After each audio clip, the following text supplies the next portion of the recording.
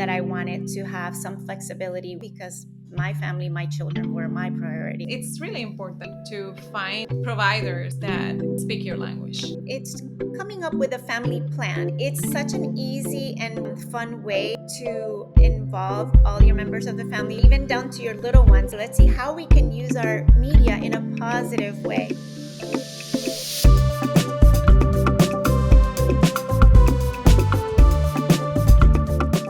Welcome to Growing Roots and Leaving a Mark, the podcast in which we celebrate the people that call Central Florida their home. And today we have, as a guest, Dr. Denise Serafin. She's a very good friend and an amazing pediatrician. She was a pediatrician for my kids. So I know her professionally as well as a friend. And I'm so glad to have her today with us. And she's going to talk to us about her experience in Central Florida. Welcome, Denise. How are you doing today? I'm doing great. Thank you so much. First of all, I want to congratulate you in this new Thank venture. you. Thank you. I know it's going to be wonderful. You have been a blessing to those who know you. We've known Thank each other for a long time. We've been in Central Mhm. Florida since 2004, and I think we actually met around that time. That is true. I want to, Yeah. yeah. So to me, it's an honor to be interviewed by you. I'm excited for what you have to offer to those around you. So thank you for inviting me. Thank you so much for being here. And let us start by um, telling us some of your story. Where are you from? How do you come here to Central Florida? And why you decide to settle here? So originally, I was born and raised in San Juan, Puerto Rico. I am, I would say, a first generation Puerto Rican in my family. My family's from Cuba. So Mm. my mom, my dad, and the rest of my family. So I'm the accidental Puerto Rican if you ask my Cuban family. Um, and it depends on who asks me. Then I answer, I'm Puerto Rican or I'm Cuban. A matter of convenience. Correct. And to avoid conflict. But no, I was born and raised Puerto Riqueña, Boricua. Mm. So I lived in Puerto Rico for most of my childhood. Um, when my older brother was ready to head out to college, he was accepted at Embry-Riddle in Daytona Beach. And Mm. as every good Cuban family, we follow our children everywhere. So our family decided to uproot from Puerto Rico to Daytona Beach, Florida, back Wow. many, many years ago. I was in third grade. So my Wow. brother started his career at Embry-Riddle. My father has a hardware store at that time, hardware wholesale store. So he decided to branch out and say, "This is a perfect time. Let's go out to Daytona Beach, Florida." That was quite the experience for our family. My brother Wow. did great. For us, it was not as great of as an experience. If you're talking about mid 80s doing this move, Okay. I was the only Puerto Rican in a third Wow. grade class. And again, if I think it would have been different if I would have been here in Orlando, Florida, but being Daytona Beach, Florida, I was in a all American. Really, there was very little diversity. Nobody looked like me. Nobody spoke with my accent. So it was quite traumatic. I have to say that my English improved quite significantly because, as you know, in Puerto Rico we do learn English starting from But kindergarten. we don't speak it. But oh wow, when I got there, I realized like I don't know English. Yeah. Anyway, that was we stayed in Daytona Beach for a couple of years. Then my dad realized maybe this is not for us, so we returned back to Puerto Rico. My brother completed his studies. Fast forward to ninth grade. My father again, let's try it one more time. So we moved again back to Daytona Beach. I did my ninth grade high school. That was rough as well. Couple more kids that looked like me and spoke Spanish. So I found a little solace in that. So we stayed here for another year. We went back to Puerto Rico, and I decided I'm going to finish my high school in Puerto Rico, which my family was there as well, and then head to college at the University of Puerto Rico, la Universidad de Puerto Rico, the Calle, oh my The gosh, campus. the campus, Calle Yeah. campus, which, funny story, that's where I met your husband. Exactly. We met Felipe way back when. And that was 1991, 92. It was, Uh, yeah. Yeah, it around that was, time. yeah, Yeah, around that around that time. time. Yep. Yeah. So there, I went to the University of Puerto Rico, the Calle campus, at that point in time with my boyfriend, Carlos Alemany, who happens to be my husband. And so we were there for our 4 years. At the completion of my biology major, we got married and we went to Cleveland, Ohio for, excuse me, I'm already jumping. We did not go to Cleveland, Ohio. We went to the university. We went to med school in Ponce School of Medicine. So we moved to Ponce, where we did our medical training. Then, fast forward 4 years later, at the completion, then we moved to Cleveland, Ohio, Mhm. where we did our residency. I did my residency in pediatrics. He did his residency in internal medicine and later his specialty hematology oncology. And it was in Cleveland, Ohio that we had our first kids. We had our first born, Mariana, and our son, Carlos, were born in Cleveland, Ohio. And after 6.5 grueling winters in Cleveland, Ohio, and completing all of our training, we were talking about going back to Puerto Rico. Carlos Mhm. is from Puerto Rico. His family's in Puerto Rico. My mom, my dad were still in Puerto Rico, extended family. So it made sense to complete our training and then head back home. Now, uh, after training in the States and acquiring debt from medical school and earning a salary, two resident salaries, and two children at this time. So we had to make a decision as to where do we want, first of all, to raise our children, Mhm. and have our family priorities straight. Me as a general pediatrician, I chose pediatrics because that's my passion. I love the primary care, the preventative um, opportunities that I have to Yeah. help raise children in a healthy way. So I chose primary care because I knew that I wanted to have some flexibility with my schedule because my family, my children were my priority, our priority. Mm. Knowing that his Yeah. career was going to be extremely demanding, one of us decided, okay, I'm going to see if I can do part-time work so Yeah. I can raise my children. Mhm. And unfortunately, going back to Puerto Rico, that at the time was really not an option because even though there were opportunities as a pediatrician, I would have to work very long hours and Right. I had the little ones, and I really didn't want to sacrifice that.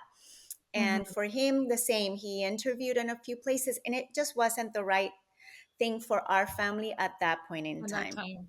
Yeah. So it was a really hard decision for us to say, at this point in time, although our hearts belong in Puerto Rico, we really want to, but now we Mhm. have this very small nucleus, which is, It's my a husband, priority. myself, and my kids and my two kids, and we really Mhm. I wanted to be part of their life. And of course you have to sacrifice not being cerca de abuelo y abuela, so grandparents were in Mhm. Puerto Rico. So it was a very difficult time for us, but we prayed about it, and looked at what's the second best place, Yeah. something that is close to home, that it's easy for us to travel back and forth, and where we can serve our Hispanic community. Because that was one thing that I missed once we were in Cleveland, is even though Mhm. there was a Hispanic, not only Hispanic, but a big Puerto Rican population, not where we were located. It was further out. So we looked at Florida naturally, because who Mhm. doesn't love Florida? And we looked at Central Florida, specifically in Orlando. We looked around. We looked at Miami. We looked at some other programs, but in Central Florida, Orlando specifically was where we found like this could be our home. So we decided, we made the jump. And it was funny because once we were in Cleveland deciding where our future was going to be, Mhm. we actually started liking Cleveland. It was a lovely place. I know, it's funny, but this is what we felt that God was telling us. Okay, He gave us a sign. So we were talking, having breakfast on a beautiful, like it was May 1st, and it was beautiful. It was like 80 degrees outside. It was sunny. Everything was blooming. And we're talking about, what about, should we stay? We got offered good, Mhm. positions to stay at the hospital. And lo and behold, as we are speaking, the Mhm. sky turned gray. I mean, Uh-huh. literally. And it Mhm. started snowing. I told you it was 80 degrees. So from 80, it dropped down to 32 degrees and it started snowing as we're trying to make a decision. Do we stay? Do we go? Okay, God, this is why we need to leave Cleveland. So we left because of we felt that that was a sign. We need the warmth. We needed to be closer to home. And you came to the Sunshine State. And we came to the Sunshine State. And so we ended up here.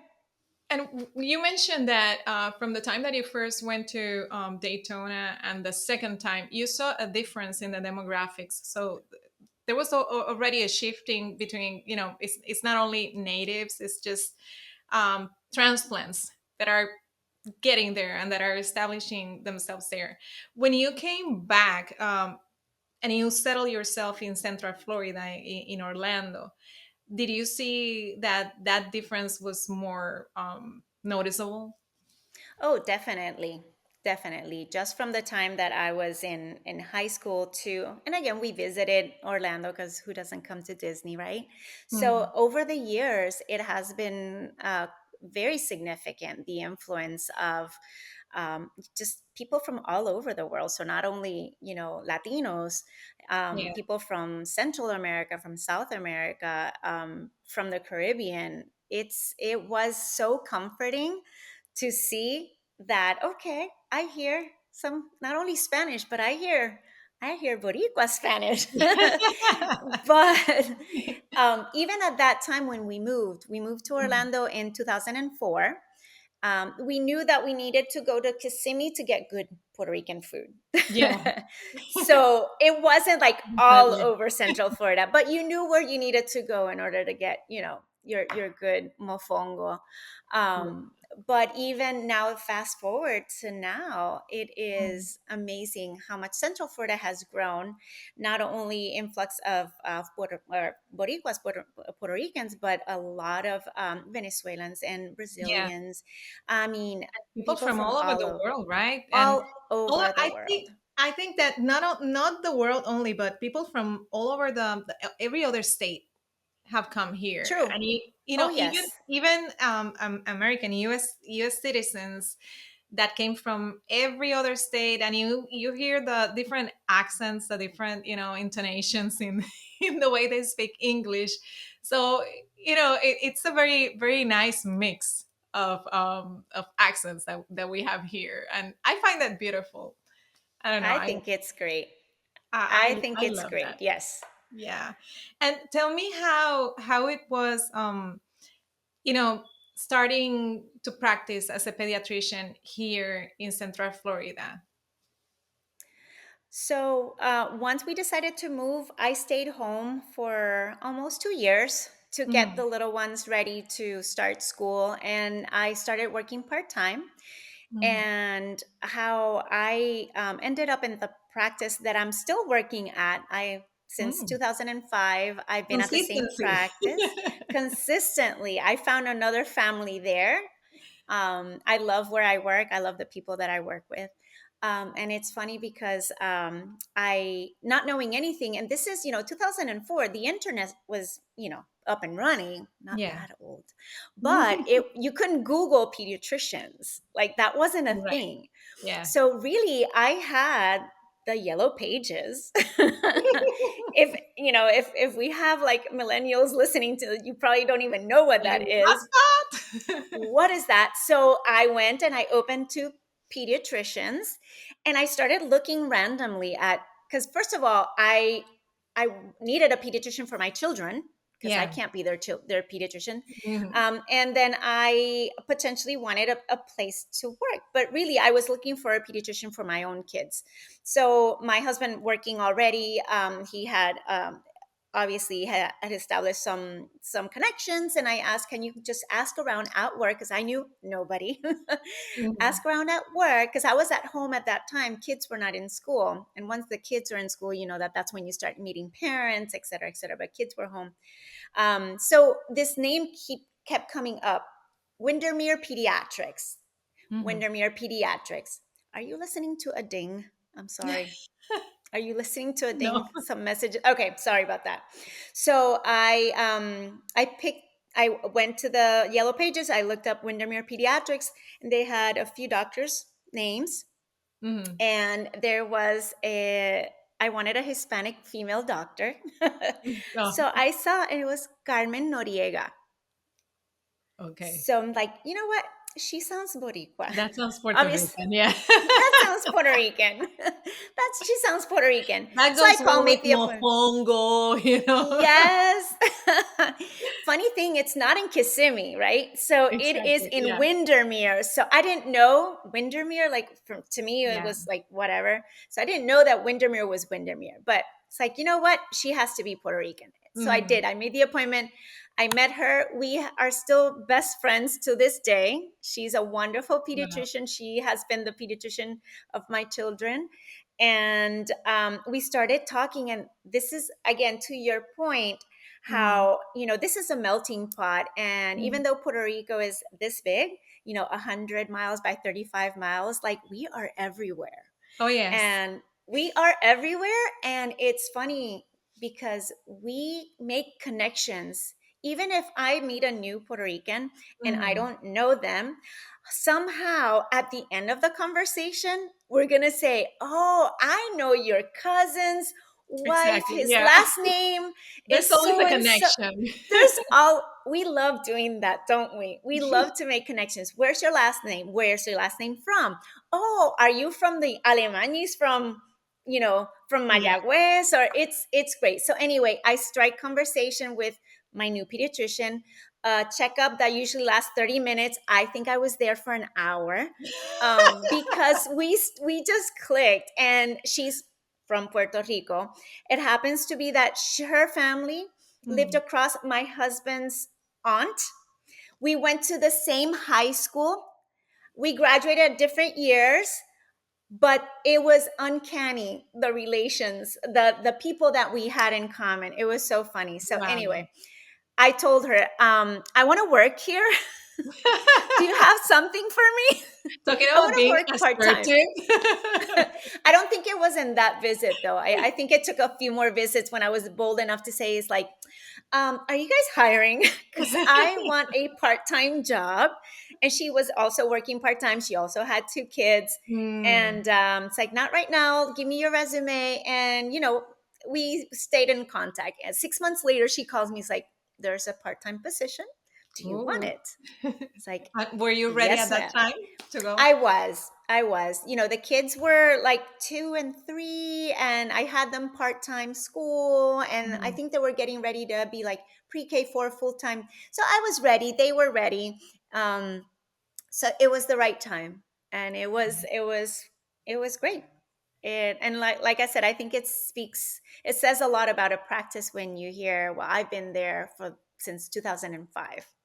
Well, and Um, have you noticed? I guess you have, but the that difference in demographics in the last 15 years, you know, it, Significant.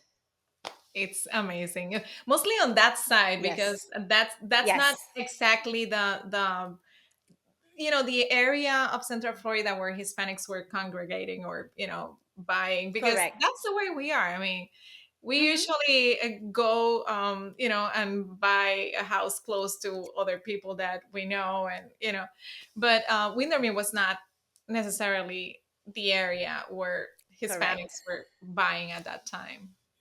Yeah, absolutely. Absolutely. So through these past almost, yeah, 20 years. It's going to be 20 years.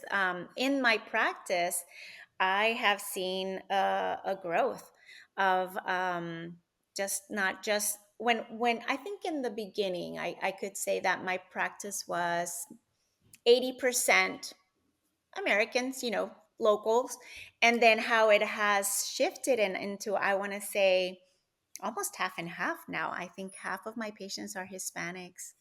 Um, yeah, I Wow. would say that. I mean, I don't know if that's a strong fact, but it does certainly feel like that.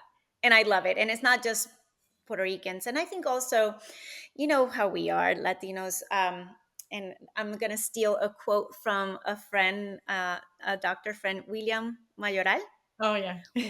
So, one of his conferences that we attended to, and that brings me to something else that I would like to bring up, where Hmm. we met fellow Hispanic doctors. He was giving a conferences, and I can't remember exactly the topic, but basically, when you hurt as a patient, when you're hurting, you hurt Hmm. in your own language. Yes. So, you hurt in Spanish, and Yeah. I can only speak for us as Latinos, and I think that's such a it has to be like that when you're really hurting. English as a second language, there's certain things that it's just better expressed in your own language. When you're Yeah. mad, things Exactly. switch to Yeah. Spanish. When you are emotional, things come out Mhm. in Spanish when you grow up Yeah. having Spanish as your first language. So to me, and as my patients also refer, when they find that you speak Spanish or that Mhm. you're Latino, my Spanish speaking families, they talk to their friends like, Yeah. my doctor, she speaks Spanish. And it's word of mouth, that I have to say, because I mean, now, sure, you can Google everything, but truly, I think that the best way of getting to refer someone is just by word of mouth. And I Correct. think the fact that I speak Spanish, and at our practice, I'm not the only one who speaks Spanish. We have other Spanish speaking providers. We have Brazilian, who also Mhm. has a great population of Brazilian patients. The same Yes. thing. They get Yeah. so excited. Oh my God, somebody that I can really relate to and understand. And it's just, I think that's the contribution of having somebody, in a practice, to reach out to the community and have those patients come out, which makes it even more special. Yeah, it's so important. It's so important because, as you say, when we heard, and not only when we heard, when it's just that we feel in the first language that we learn, and I think it's true not only Hmm. for Hispanics, but I guess that for anybody, when you Hmm. feel in the language that you learn in your house, in Exactly. your home. Hmm. So it's really important, for to find providers that speak your language, whatever language that is. So Whatever language that is. yeah. And that brings me to a point, because a lot of times I have families that ask me, as a pediatrician, of course, I see babies from newborns to 21 years of age. Mhm. And as a pediatrician, I'm there to support parents. I'm there to encourage them. I'm there to watch the growth and the normal healthy development of their children. And one question that really comes up often is about language, Mhm. especially when you're having you have your infant, and families they speak Spanish at home, they speak Creole at home, or Portuguese. The question always comes up: should I, or should we, encourage our children to learn our own native language in addition to Mhm. English? And of course, we live in the USA, so English will be the common language that Mhm. unifies us. But I always tell and encourage our families that language is part of your culture. Yes. And as food is part of your culture, as Mhm. your music is part of your culture and your heritage. And I think it's so important to feel proud, Mhm. and to instill that love of where you belong or where you come from, so you can continue to pass on for future generations. So language is very important. So I always say, absolutely, speak to your child in your native tongue. They're going to learn English. We live Yeah. here. they will Yeah. speak it. And I know that sometimes, concerns come up. Oh, is my child going to be speech delayed if they get confused because we only speak Spanish at home. And children acquire their speech skills, their language skills, no matter how many different languages you speak to them. So I have multicultural families that they speak 4 languages at home, which is beautiful. And maybe the child is going to say 3 words in English, and mix it up with French and Creole Mhm. and Spanish. But eventually that child will be growing up with Mhm. that richness of being able to speak more than one um, In one language. language. So Yeah, and it's yeah. it's very interesting because here in the States that is not something that is encouraged, but Hmm. there are many other countries around the world in which their kids, I mean, they finish the primary school, the elementary school, knowing 3 4 languages, and they are at an advantage. And Absolutely. why would we want our kids not to have that advantage? So I find it good that you're encouraging that. I think that a few generations back, um, people were afraid that Hmm. that their kids, people that came from different parts of the world, were afraid that their kids were going to be discriminated Right. because of their accent. So I hear many stories about older people that say, well, when I came here, my mom and my dad did not wanted us to speak in Spanish or speaking whatever language they their original language was. They wanted them to speak in English because they didn't want their kids to be discriminated. And you know what? I mean, and you have to look in context, you have to look at history and, Mm. the discrimination that a lot of, our people that came before us, they did experience. So it Yes. was more about assimilating and trying Hmm. to, and even when we moved here, when I Hmm. was 9 years old, I remember that feeling. I really wanted to perfect my English because I really didn't want to feel different. Hmm. And because I was teased, I mean, I do remember. I think children go through bullying throughout. It doesn't matter where they are, but I specifically remember having the fear of talking because of my accent, the fear of Hmm. speaking because of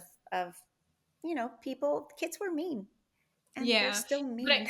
I think that things are changing But they are in changing. that aspect because I don't know. I see more openness to Absolutely. and people you see because of the communications and the internet. You see people, professionals from all around the world with different accents, and I don't feel that it's frowned upon as it used to be. I mean, maybe I some agree. people, yeah, but it's not as prevalent as it used to be, and No, people I are agree. less afraid of this is my accent and I speak English, and you know so what. Actually, there's a realtor here in Orlando that she has a podcast that is called I have an accent, so what, and I found it so interesting. She's Cuban, I think. She's Cuban, and I find that people are not as afraid as they were before. Just Oh, it looks more normal. thankfully. It looks more normal, and it's more accepted these days, which I Absolutely. think is fantastic. And now that brings me to how was raising your kids in Central Florida compared to your experience when you came as a kid. Oh, goodness. So different. So different. And I think it's one of those things that it's hard to put myself in my kids' shoes because the environment was very different. And to your point, now fast forward all these years, because of the diversity that we see in Central Florida, we went to a school where there were other kids that were Hispanic. There were other kids, there was a lot more um, diversity between the Mhm. kids. So, and then the community that we started at was very diverse and very loving and very accepting. So my kids grew up with kids that, they also spoke Spanish at home. Mm. um, she had, I remember specifically, we have very good friends, they're Lebanese, so the kids learn Arabic at home. Oh, that's That was their beautiful. first. That's Yes. beautiful. And that's one of the things that I love from here. I have been Uh-huh. exposed to cultures that I don't think I would have, if I would be living somewhere else. And the, the richness of just being exposed to those cultures, to understand their stories, to, their experiences, to hear about them. It's just amazing. I love It that. is. And I think that's where, when you're exposed as a child, like back home in Puerto Rico, I didn't know anybody else that wasn't Puerto Rican or Cuban Exactly. or, so coming here and then getting to meet other cultures, hear other languages, Mhm. and having the kids grow up in that environment. And actually, we got to experience that when we moved to Cleveland, Ohio. You Mhm. would say that's in the Midwest. But where we trained, it was a very big hospital, and we met people from all over the world. And that was our first experience outside of Puerto Rico. We moved from Puerto Mhm. Rico to Cleveland, Ohio. That, our best friends, Lebanese, we have friends from South Africa, we have friends from pretty much all over the world, from Syria, from Jordan. And we learn about their food because we love food. I know Oh you love yeah, food too. that's my thing. Oh goodness. So it was such a wonderful eye-opening experience. Like our Mhm. world grew. And then coming here Yeah, to Orlando, I felt kind of, when my kids started, like their world was already much bigger than mine. yeah, Um yeah. just and I love my growing up, and I love, we share stories. The kids always want to hear our stories, dad and my story about what did you do in Puerto Rico, and they love going to Puerto Rico, and they love going to abuela's house and hearing the stories, like, okay, what did you guys do for fun? Obviously there was no computers. Yeah. We went outside and we rode our bikes, and when it was raining we went out and we just, stood in the rain and we sat in the puddles and All the games, all the games. exactly. So no, so I think, again, Central Florida has been a very welcoming place for a family. I feel like there's a sense of community. Not only the Hispanic community, like I said, it's very rich, Mhm. and obviously there's a little bit of everything here in Central Florida. Yeah. There's natural beauty. When we first moved, it's funny, when we first moved back in 2004, there were orange groves everywhere in Windermere. there was Yes. and now, I mean, the way that the explosion of, population and Mhm. construction and all of that, but that you still have the natural beauty of Central Florida, Yeah. and then you have the man-made fun stuff in Central Florida, and you have obviously Disney, et cetera, et cetera. But then Yeah. you have like wonderful cuisines. You have, Oh, yes. oh my gosh, the diversity in the food, the richness of, I don't know. That's There's just so much. exploding right now. It's Yes, exploding, and yes. we're getting to try, these different restaurants, and that was not there when we came. No, no. I have to say that has been one of the most positive changes that I have seen. Back in '04, I really was sad because in Cleveland, Ohio, again, Midwest, but where we lived, there was Little Italy. So if you Mhm. wanted your good cannolis and your espresso and your French, your Italian fresh bread, you would go to Little Italy, and then you have your like your Arabic section, and then you would go and get, your grape leaves, and you would get your falafel. And it was just your Polish dogs. Like it was a big melting pot. Coming here, when we first got here, all I saw was chains. All the Yeah. restaurants were chains. Yeah, and Like, the same where's ones, the same ones. same There was, ones? yeah, there was this strip mall, and it had the same Yes. restaurants and the same stores and this other strip mall, and yeah, it was a little bit boring back when. but not nowhere. We're nowhere there. I mean, it's such a I mean, I get overwhelmed because like there's so many new places that I want to Yes. go and so There's little options. time. Yes. Yes. And that's fantastic. Now we've seen a change in demographics and all and diversity, but during that time we also saw an explosion in technology, and that brings me to my next question, and it's related to your practice as a Mhm. pediatrician. It's something that I think many parents are worried about. How is technology affecting our kids? What is it that you see in your practice that you can tell us about? So obviously we have to go with the times, right? Mhm, Obviously technology, we are very focused on the effects on our kids, and we have to acknowledge that our children have been born with a device, whether it's mhm, in their hands or in their homes. I mean, it is part of growing up for them.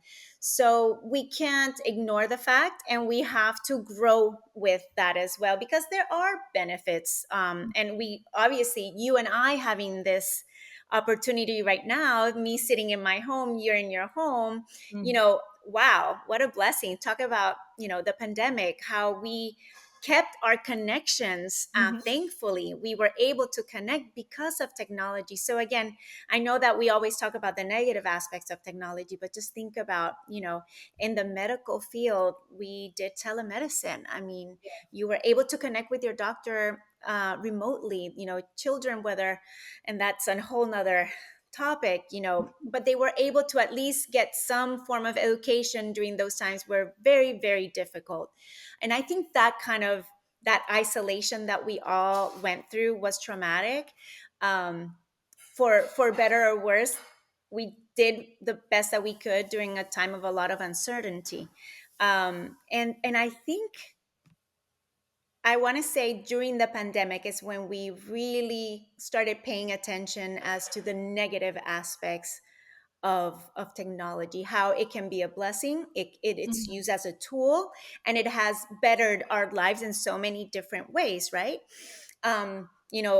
Thinking about family that live in Europe, or a family that you can't see, or you can connect. So the connections that you can continue with technology, foster Mhm. friendships from across the Yeah. world, keep up with your old grandparent that you haven't seen, or they can't travel anymore, or they're sick in the hospital, miles and miles away. So the benefit of connection through technology is definitely one of the positive aspect, but then the negative, right? The Mhm, isolation that comes with being online all the mhm, time, and then kind of skipping or bypassing or choosing not to have the one-on-one connection. And again, it comes down to a balance, striking a balance. It's all about moderation. And I think in life it's all about balance. There are risks and benefits to a lot of the decisions that we make. There are pros and cons to everything. And when it comes to technology, when I talk to the parents, it's like, okay, it's not evil. mhm. It can be used with evil intention, but Yeah. it's all about how you use the tool. Mhm, So, for example, you may have a very withdrawn child or a very shy person who really doesn't feel comfortable talking one on one, and maybe online they have a passion. They love to do drawings or connect through arts. There mhm, are ways that kids can find passion and connection in a mhm, safe way, obviously having parental controls, et cetera, et cetera. And there's a big gap here. We're talking about, technology in a child less than 13, or what we're talking about right now is just overall finding there are ways to connect through technology, and there's the negative aspects when you are just forgetting about everything else and only mhm, relying on technology or social media to pretty much as an avoidance tool. So it comes up every day in my practice, from, and I bring it up. If the parents don't bring it up, I will bring it up if they come in a stroller with their 2-year-old and an iPad, which uh, again, it's all about being positive and how you post things, but making a point for, in this moment in time, let's interact with the child. Let's turn the tablet off and then have the child come down from the stroller and, here, I have a ball. Let's play. Mhm. So, kind of modeling for the parents, like instead of giving the child, a 2-year-old, an iPad, which, it's not that the iPad is bad in and of itself or the educational program it's bad, is that you're keeping your child away from interacting or Mhm. learning in Mhm. in a more positive way, human interaction, play. So sometimes in what I do is a lot of modeling without judgment. Of course, Mhm. they come to me because they trust me. I'll be kind, but talking about how do children learn and how they learn better from one-on-one interactions than from a tool um, that really can't offer the sense of touch. It can't Yes, offer dimensions. The child can see somebody throw a ball on TV, but they're not going to learn about gravity and how that ball bounces unless you throw that ball and they have to reach for it. So going exactly. through, like, that's how children do learn. And Mhm. again, it's pros and cons to everything, but it's again, it's a topic of conversation day in, day out. I have 4 children, so I'm there as a mother as well. um, and just going back to a healthy lifestyle is all about moderation. But yeah, I don't know if there's anything specific because there's so much to talk Yeah, about it's just social it's media specifically. so let's touch on social media for a moment. What I hear parents of younger kids, let's say that are about to go to middle school, and Hmm. they are debating, okay, should I give my kid a phone, should I not, if the phone, should it have internet so they can access social media, you know there's a lot there's a lot of doubt I see in the parents Hmm. these days. It's a very different world than when my kids were in middle school. Even though Hmm. technology and social media were coming up at that time, right now it's like it's the thing, and everybody is in it. So, what Hmm. safeguards, at least, can the parents put, so just to protect their kids? So I get that question a lot. I get a question on what age is the perfect age, or what age is the recommended age for a child to have a smartphone. And I always say that that is a very individual question for Mhm. your individual child, because having 4 kids, all my children are very different and there were different needs Mhm. at the time that we decided to get a phone for them. So you, first of all, you need to know your child, and you need to know what is the reason that your child is getting a phone. I always see this is a tool. This is not a pacifier. This is a Mhm. tool, and we need to know why we do we need this tool. Um, I always say the later, the The better. older, the better. And see, I'm not saying, oh, 16 should be the day. No, because Mhm. every child, every family is different. But Mhm. as a parent, you know what's best for your child and you know your child better than anybody else. Mhm. So I would say wait until the last moment. you know, in middle school, it's tricky because even in Mhm. our own family, we did not give the phone to at one specific age. It wasn't when you reach this age you're going to get a phone. It's when we felt the need for them to get a phone. Middle school, think about sports, think about late practices. You have to think about the level of maturity of the child. And again, parental controls, I cannot stress this Mhm. strong enough, that you as a parent, if when you give your child a smartphone, you are the adult. You will always be the adult, and it's your responsibility that you make sure that you know the device and that you put all the parental controls that are available. I won't be able to tell you which parental controls, but I can tell you what we did. I want limitations on time, Mhm. limitations on what websites they can access. And again, every phone, every smartphone has its own set of categories. Yeah. And again, you just need to do your work before you Mhm. hand over a tool that is, again, it's a double edged sword, right? Because it could be so instructing. And we all Mhm. learn, Yeah. from trusted websites, but it is the responsibility of the parent to make sure that you're handing over a device as best as you can.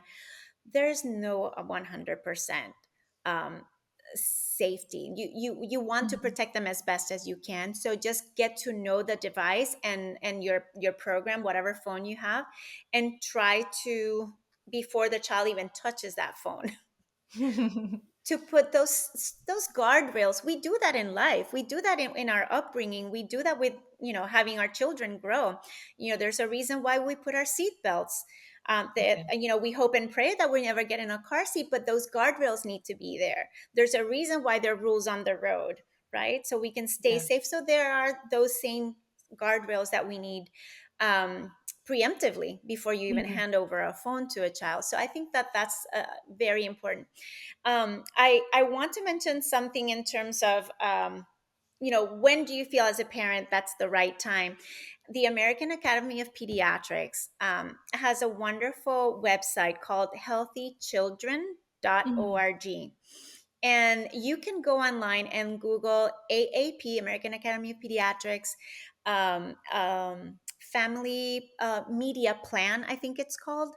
Mhm. And it's such an easy and really fun way to involve all your members of the family who are at of the Mm. age, or even down to your little ones. And it's coming up with a family plan, a media plan.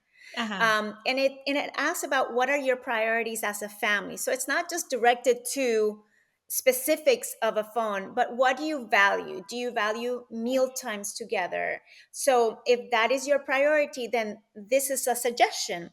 There should be no media Mhm. on during family meals. And Oh, that again, you sounds can good. tailor it to whatever your priorities are. And at the Mhm. end, it's like a contract. Everybody in the family has to sign.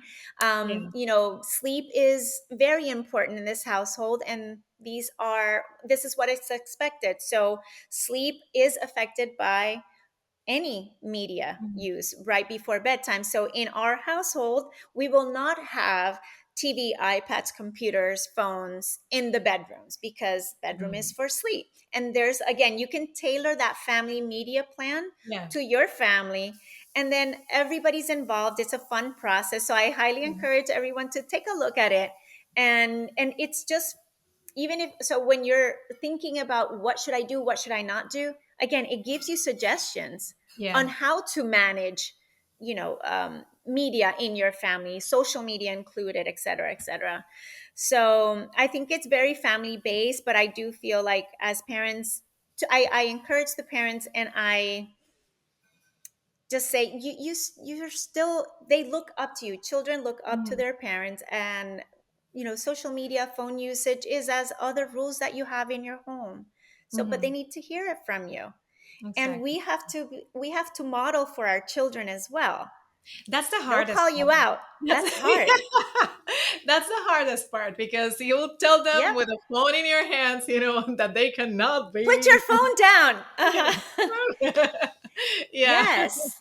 So we have to be good stewards as well. And kids do learn from what they see. They need to hear Exactly. from us, but we have to model, and they keep us accountable. I Yeah. think it's a family deal.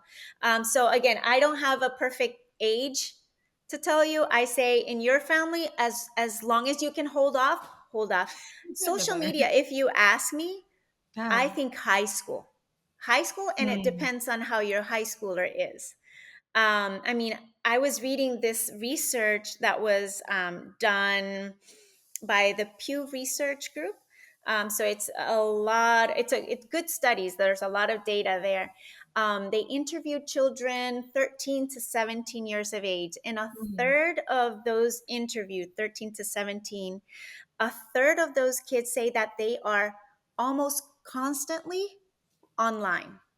And when they say Wow. online, like on social media, Mm-hmm. constantly. If you think about a Mm-hmm. 24-hour day, Yeah. constantly, and they don't define what constantly is, but a third Mm-hmm. of our teenagers are constantly on their phones. And Wow. I mean, I would push it a little bit further. Adults too. I mean, Yeah. some adults True. really Yeah. are on their phone connected all the time. Mm-hmm. So I mean, it's sobering. It's a sobering fact. It's something that we need to manage. The same Mm-hmm. thing with any of, like nutrition is something that we need to, again, moderation. Mm-hmm. It's not like you can't eat this, you can't eat that. No, look at all the things you can eat, right? You can. Exactly. Yeah. So it's kind of flipping it to the positive. Let's see how we can use our media in a positive way. There's the connection that we were talking about, and then, obviously talking to your children about the dangers of being online, and that conversation is catered depending on the age, obviously. Mm-hmm. But stepping aside from the social media, more just learning how to behave online. Mm-hmm. So not just scrolling in terms of social media, but more like how to interact with your friends Yeah. via chats or texting or FaceTiming, or how to conduct yourself in a chat group with your Mm-hmm. kids from school. How to recognize if the conversation that you're in, even though you're not commenting, but you're involved in a certain conversation that you may not feel comfortable where the conversation is going, is giving the kids those tools. Like, if you don't feel comfortable, think about, if you don't feel comfortable speaking in a group where there's this conversation face to face, it's there's no room for it being typed Mm-hmm. up, because it has weight as well. Yeah. And so teaching them how to be savvy and listen to their gut, Mm-hmm. and making sure that they understand, you post something, it's hard, you can take it down, but somebody can take a screenshot of whatever it is that you wrote or Yeah. post it. So there's so many different things that we need to talk to our kids. That's such a huge responsibility, but again, we're parents and that's our job. That's our job. Yeah. And it's not one conversation, because it sounds so overwhelming, because it's not one conversation. Yeah. It's many conversations. It's Mm-hmm. conversations in the car. And maybe we all need to put our phones at, well, obviously the person who's driving shouldn't be on their phone, but That's a good point. driving is a great time to and fro school, right? To Yeah. talk about, what's going on in a day. So let's put our phones down, even though the kids may Mm-hmm. be dying because they haven't had their phone the whole day. So they want to be on their phone. But just, being intentional about Mm-hmm. having multiple conversations about, responsible use of the internet, the pros and the cons, and again, I stress the word moderation. When they were younger, of course this changes as the kids get older, but when they were younger, we had a rule at the house. They hated it, but it worked. Monday through Thursday, we did not turn on the TV, and there were no video games. Mm. Obviously they were little, they didn't have a phone. So because we always said, Monday through Thursday, there's so much schoolwork, and then we Yeah. have after school active, there really is no Extracurriculars. time. Yeah. Yeah. Right. So we need our sleep. We need our Yeah. family, dinners together. So there are, again, as a family, you set the priorities. What do you want for your family? Mhm. And you make it work. And then Friday comes, the weekend comes, and you know what? There should be limitations, not like a free all. The American Academy of Pediatrics recommends less than 2 hours a day on like leisure internet. I Um, guilty, right? exactly. But again, it's not like doesn't have to be black or white. Is Mhm. improving, is trying to Yeah. reach that goal and not be too critical. So it's all about moderation. Wow. Yeah. Like parents these days have a big job in their hands. I mean, and I think it's more challenging than in previous generations. Honestly.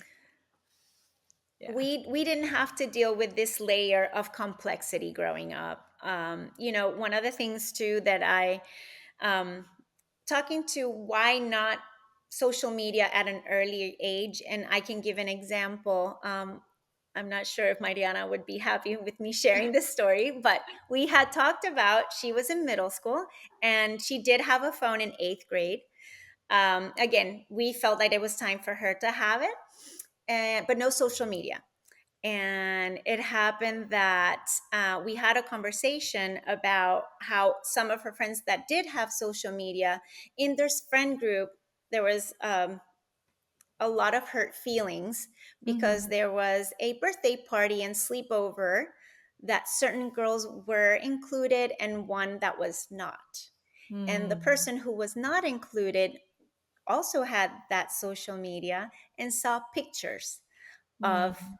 all of her friends, but not her, Yeah. at that birthday party. So that feeling of being left out. Mm-hmm. I mean, it hurts as an adult, right?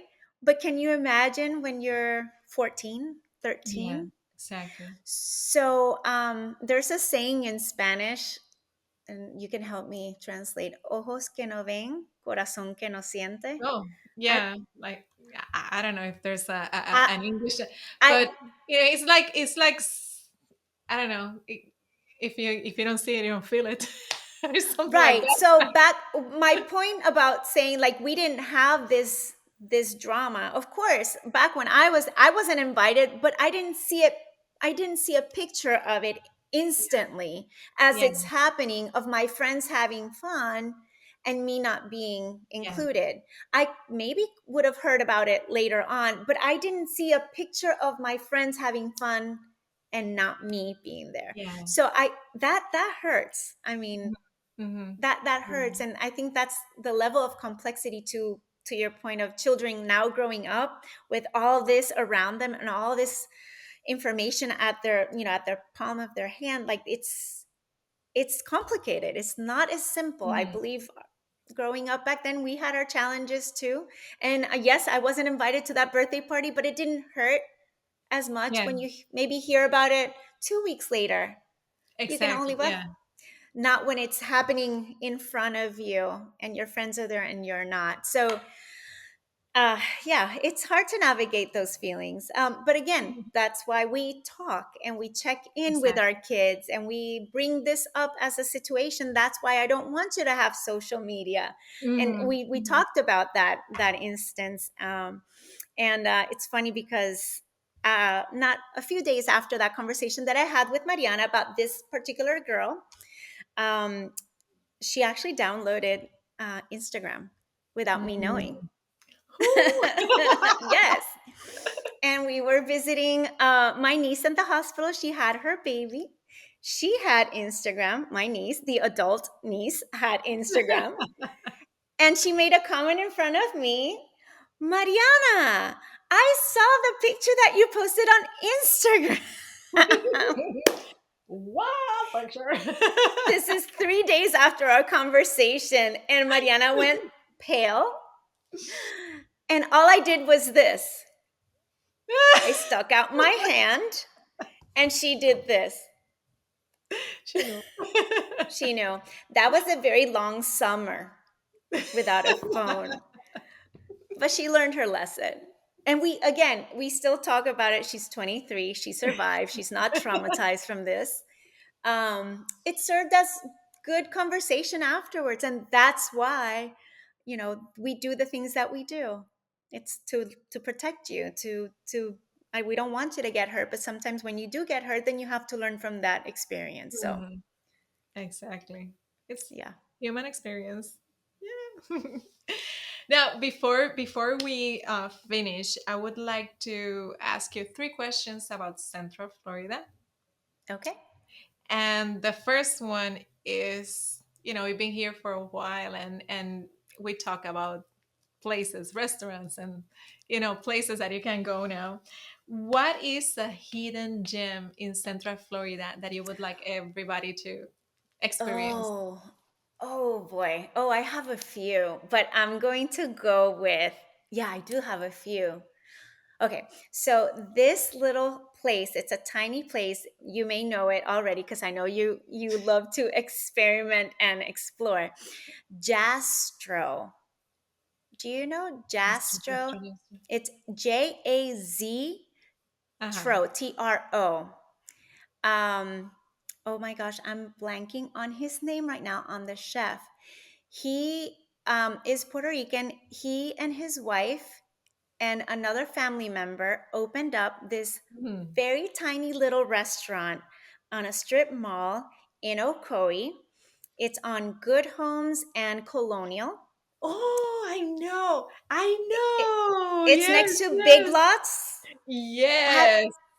No, we oh, could not go because the day that we were around the area, it was closed.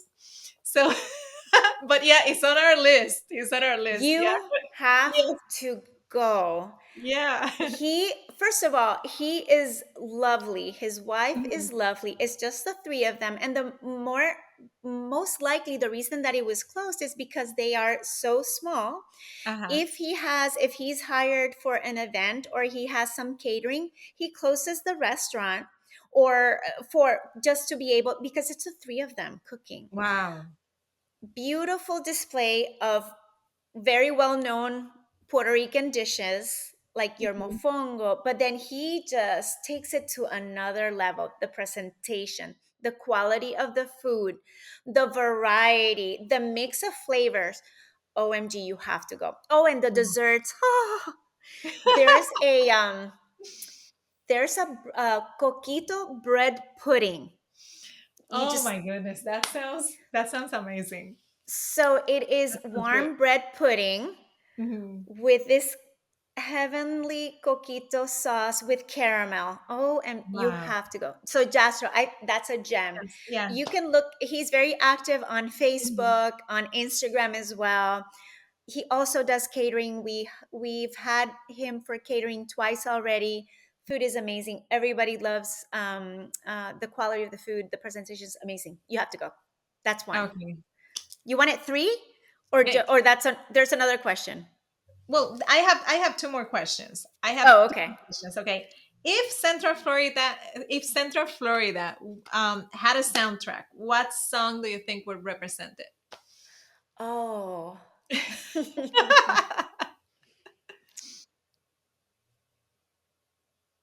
I'm trying to think of a happy song because that's how it's so vibrant and that's happy. that's how it feels. It feels happy. It it feels like just vibrant and lively. So I'm not good with names of songs or soundtracks either, but it has to be something really upbeat and just fun that makes you want to dance. I'm sorry, I'm not very musically oriented. I'll take that. I'll take that. Okay. And the third one is okay, what would you like to see in Central Florida? Or improve, or looking into the future, what would you like to see in Central Florida? I would like to see more ease of transportation that does not always require a car. More connection between communities, more friendly to the pedestrian.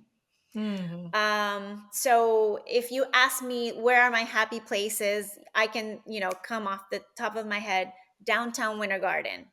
Hmm. You can walk Yeah. everywhere and you have a lot of open green areas where you see not just your teenagers hanging out, but you see the grandma and the grandpa. You see generations of people enjoying the same space. Hmm. You see the little ones with their little trikes, and you see the young family with their doggy, and so more green areas, where people can safely walk and maybe do their little grocery shopping if they wanted to go, instead of going to big store, if they wanted to do their little bodega run. Right. So I think Yeah. more open green spaces, third spaces, I think I've heard that term before, like not home, not work, but a third space where people can just feel the community, interact with the community, and see multiple generations enjoying the open space, making it easy to walk around in a safe place.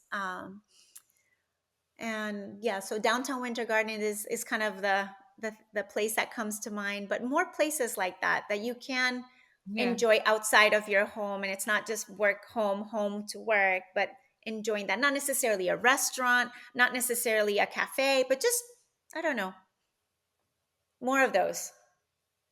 Yeah. Yeah. It sounds good. Yeah. I'm just imagining a replica of that vibe of Winter Garden, which is amazing. I love that place. I love that Yes. town. Yeah. But Denise, thank you so much for saying yes to my invitation, and it's an honor for me to have you here, and to hear about your contributions to Central Florida, and how much you love that place. This place. So Again, my pleasure. It's been so fun talking with you, and I can't wait to listen to all the other interviewees you have. yeah, And yeah, very soon. Very soon. thank you so much. This was a lot of fun.